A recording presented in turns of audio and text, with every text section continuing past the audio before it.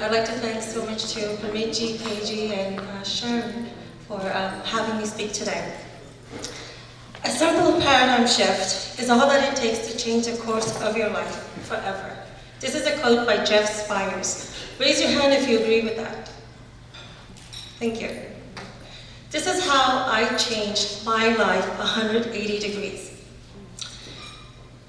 I am so grateful to the many women and many women here that have changed the lives, that have been trailblazers and have changed our paths and given us so many options. They have shown us that we don't have to settle for our circumstances, even though we are told so many times even today. What about empowerment on a day-to-day basis? It's by making choices. How many times have you been upset or frustrated about a situation where you desperately wanted to make the change, but you just decided to live with it? I know, I understand, I've done that so many times myself, and I feel it's a silent trait that is passed on to us by our grandmothers and mothers. What about empowering our children by the choices we make? You have heard that children learn from our actions more than our words. So what are we teaching them through our choices? Today, I would like to share with you some of the bold choices that I have made in my life. First one was that I'm not going to live with this pain. 21 years ago, I was bedridden despite being on 25 medications. 11 of my doctors up to this point had told me that I was a hypochondriac. It's all in my head. I persisted, and the 12th doctor told me, Seema, I believe you. I trust you. You have a real problem. Happiest day of my life. Then he put me on 25 medications.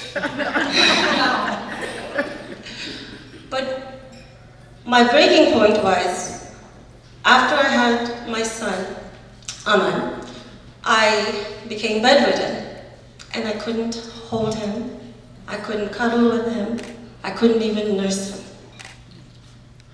And that's when I looked at him, and I said, there is no way I'm going to have this kind of a life for him.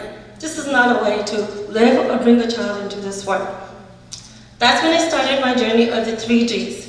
Drive, determination, and daring to step out of my comfort zone, stop listening to the doctors and my family, went within, listened to my inner wisdom, and I stand before you doing what I love, and now on one medication.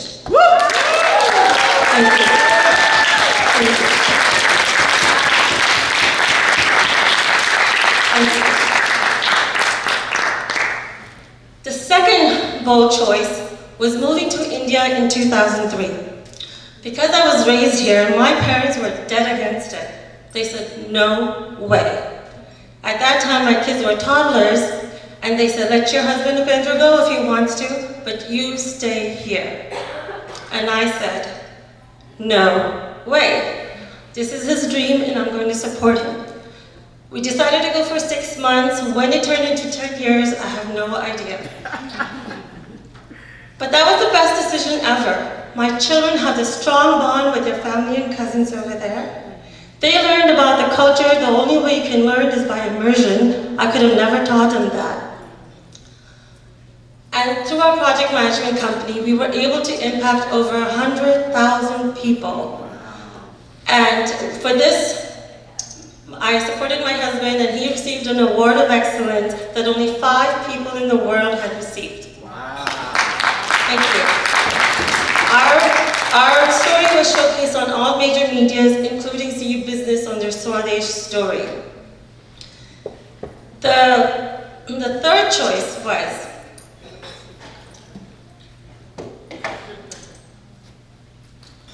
the courage to stand here before you and to share my story. Because we're always so worried about what will people think? What will society think? Right? That's always our concern, especially in the Indian community. In US alone, global numbers are even more terrifying, but in US alone, about 50 million people have autoimmune disease like fibromyalgia, rheumatoid arthritis, hypothyroid, and hundreds more. 80% are women. Isn't this a ridiculous number?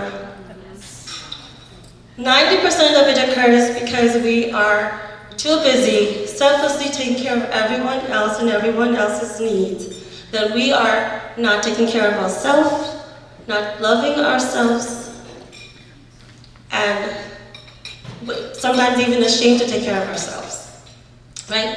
Not being able to, now this is a kicker because women like to talk, not being able to deeply express their feelings and emotions. This is so changeable. That's why I decided to stand here and share with you what I've gone through. The other one was daring to allow my children to make their own decisions. My son decided he knew what he wanted out of life and did not want to go to college. He had a passion of photography and wanted to work with some of the A-list rappers like Wiz Khalifa, and I don't know them. Right? So he decided to go into that line, fulfilled his dream, and now has become a realtor because he realized he can make money faster that way. My daughter Ashima in high school felt that she was totally, she didn't know what to do with her college, what she wanted to major in college, and what she wanted to do for the rest of her life. So she thought there was something seriously wrong with her and became nearly sick with that thought. The look on their face of relief and happiness when we told them that you don't have to do anything right now. You can take your time and be you. You don't have to follow anyone else's path of the traditional path. Just be you. So today she's in college exploring what she wants to do, and in fact has started an initiative where she's impacted hundreds of teenagers at risk for suicide attempts through her fashion Don't Die t-shirts, her own way of saying to people or to the teenagers that you matter. So I invite you to unapologetically be you, have the courage to be you, and make bold choices. Thank you.